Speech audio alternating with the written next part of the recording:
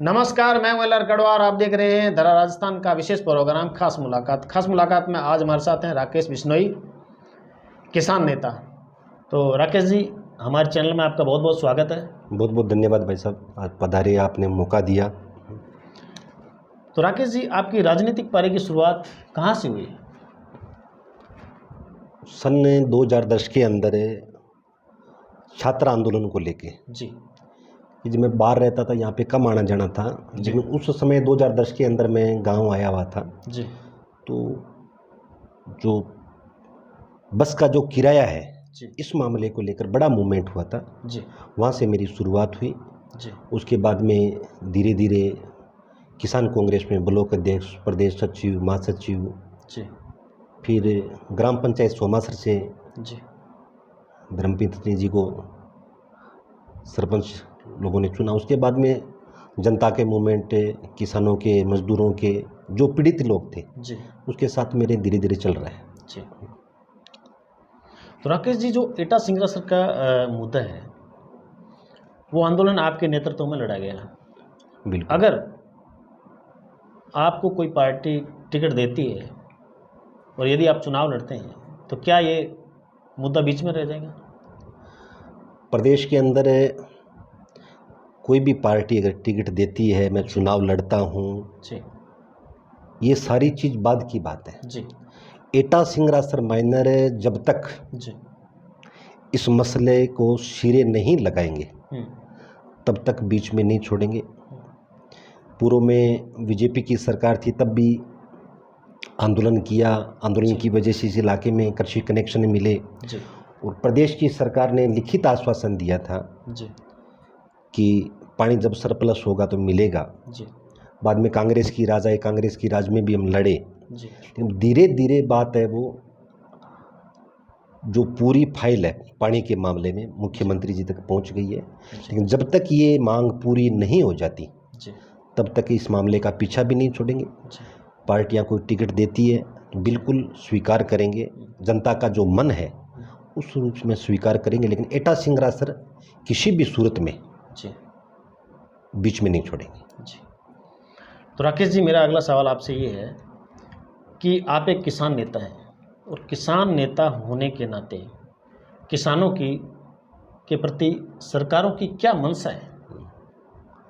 देखो कड़वा साहब, सरकार चाहे कोई भी रही हो, देखो जी अगर हम किसानों की हितैषी हैं तो हम बिल्कुल सार्थकता से बात करनी पड़ेगी। जी पार्टियां चाहे कोई भी रही हो, जी जब चुनावी समय होता है, चुनावी जब घोषणा पत्र होता है, जी उस घोषणा पत्र में और बाद में सरकार बनने के बाद जी उस घोषणा पत्र को धरातल पे लागू करने में, यानी कथनी और करने में बहुत फर्क होता है। जी अब की बार जब कांग्रेस की सरकार, जी आपने देखा होगा कि राहुल जी गांधी ने जी ये कहा था कि अगर हमारी सरकार बनती है जी तो 1-2 दिन 10 दिन के अंदर पूरा कर्ज माफ़ हो जाएगा, जी लेकिन कर्ज माफ़ी नहीं हुई। जी यानी कथनी और करनी में फ़र्क है, जी चाहे वो किसी भी पार्टी की सरकार रही हो।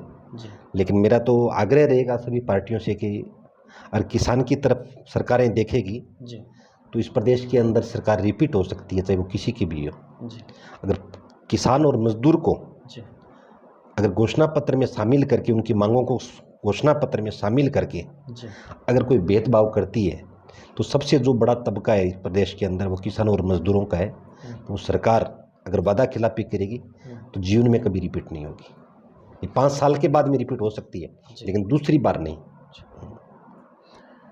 राज्य सरकार की प्रशासन गांवों के संग जो अभियान है, उसको आप किस नज़र से देखते हैं?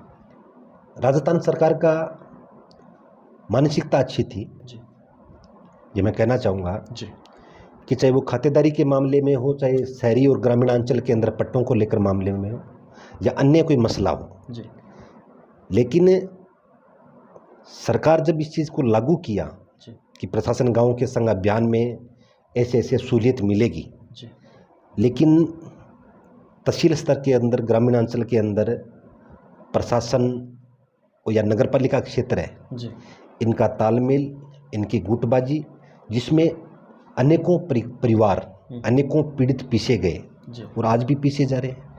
भी अपना सूटड़ विधानसभा की अगर बात करें जी तो ऐसे हजारों लोग आज भी सड़कों पे कागज़ लेके घूम रहे हैं कि प्रशासन गाँव के संग उनका मकान का मालिकाना हक मिलेगा, उनका पट्टा मिलेगा। जी लेकिन उनको पट्टा इसलिए नहीं दिया जा रहा कि पूर्व में जब वोट थे जी तो उनके मददगार नहीं थे। जी धरातल पे कोई भी नगर पालिका या नगर पालिका चेयरमैन इस चीज़ को लागू करने में असमर्थन है, क्यों सारी वोट की राजनीति है।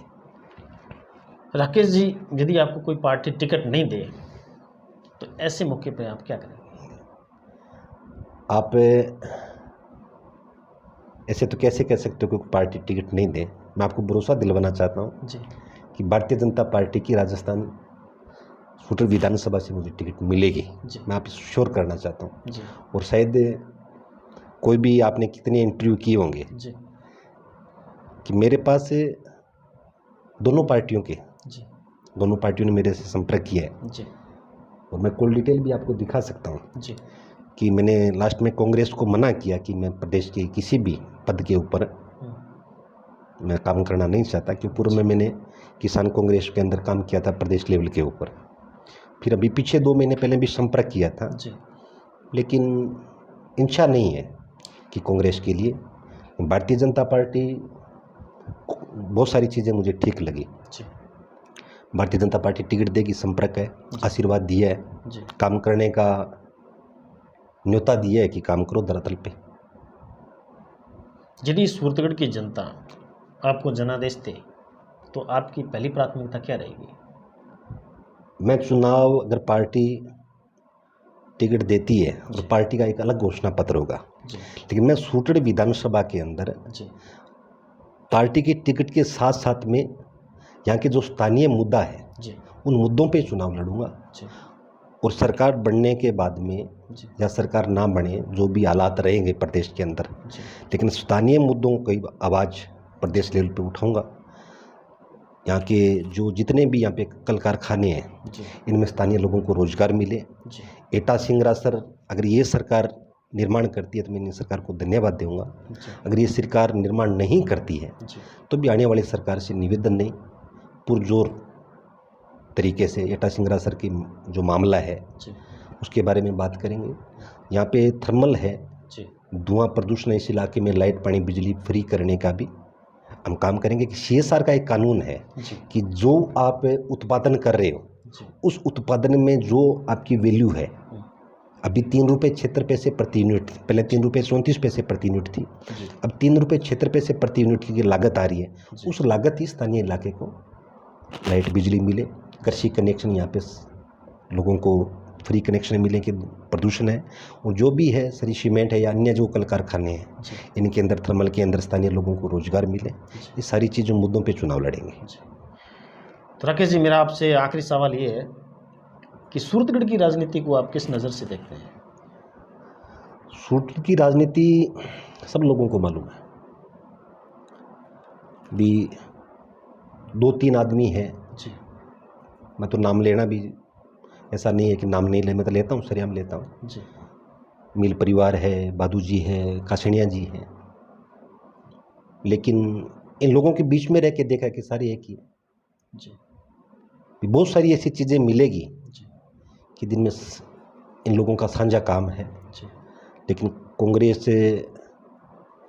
जब चुनाव हार जाती है MLA के अंदर तो कांग्रेस बीजेपी का समझौता हो जाता है प्रधान की सीट के लिए, यहाँ के चेयरमैन की सीट के लिए, कि उन लोगों को टिकट नहीं देती है बीजेपी कि जो लोग जीता हुआ है, क्योंकि इनका समझौता है कि इनका बोर्ड बनाना है कांग्रेस का, तो इनका भी काम चलता रहे, वो विधायक है उनका भी काम चलता रहे, सब साझे काम है। तो ये सारे लोग परिचित है। ये मैं नहीं बोल रहा हूँ, जनता की भावना है कि असल के अंदर ये सारे लोग मिले जुले हुए हैं।